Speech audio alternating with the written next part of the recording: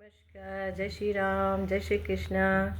तो चलिए फिर से कार्तिक मास पर आ जाते हैं। तो कल हमने जो व्रत किया था वो था देवउठनी एकादशी, या फिर हमने जो एक त्यौहार मनाया था वो था तुलसी और शालिग्राम का विवाह।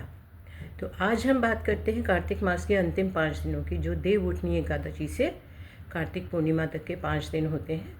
इन 5 दिनों में ही व्रत किया जाता है।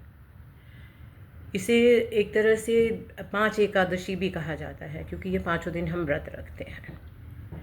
तो पुराणों के अनुसार कहा जाता है कि जो भी इन 5 दिनों में व्रत रखता है उसे आध्यात्मिक उन्नति और श्री कृष्ण की भक्ति का वरदान प्राप्त होता है।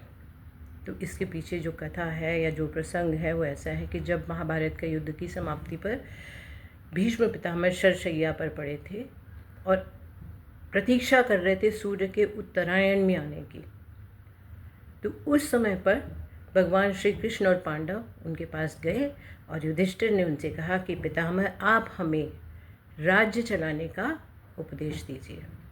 तो उस समय जो 5 दिन थे उसमें लगातार भीष्म पितामह ने 5 पांडवों को राजधर्म, वर्ण धर्म आदि अनेकों जो भी राज चलाने के लिए उचित होता है उपदेश, वो सब उनको दिए। तो उनके उपदेशों से खुश होकर, प्रसन्न होकर भगवान श्री कृष्ण ने उनको ये वरदान दिया था कि ये जो 5 दिन हैं अंतिम, ये विष्णु पंचक या भीष्म पंचक के नाम से जाने जाएंगे। और जो भी इन 5 दिनों का व्रत रखेगा उसे मैं अपनी शुद्ध भक्ति का वरदान दूंगा। तो जो हम ये व्रत रखते हैं, व्रत भी हम इसलिए नहीं रखते हैं सिर्फ कि हाँ हमें आज अनाज नहीं खाना है या कुछ गलत नहीं लेना है, मांसाहारी नहीं बनना है हमें आज के दिन। या व्रत का अर्थ है संयम। अपने ऊपर संयम रखिए, मन से, वचन से, कर्म से, वाणी से, सब चीज़ों पे अगर आपका संयम रहेगा तभी आपका व्रत सफल होगा। व्रत सिर्फ इसलिए नहीं होता कि आज हमने फलाहार कर लिया जी हमने तो व्रत रख लिया।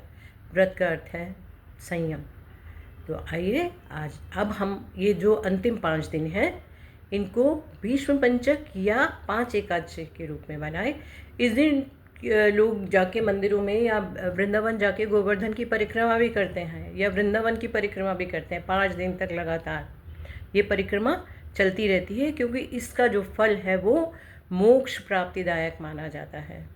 तो आइए एक बार फिर से आप सभी को भीष्म पंचक की बहुत बहुत शुभकामनाएं। जय श्री कृष्णा।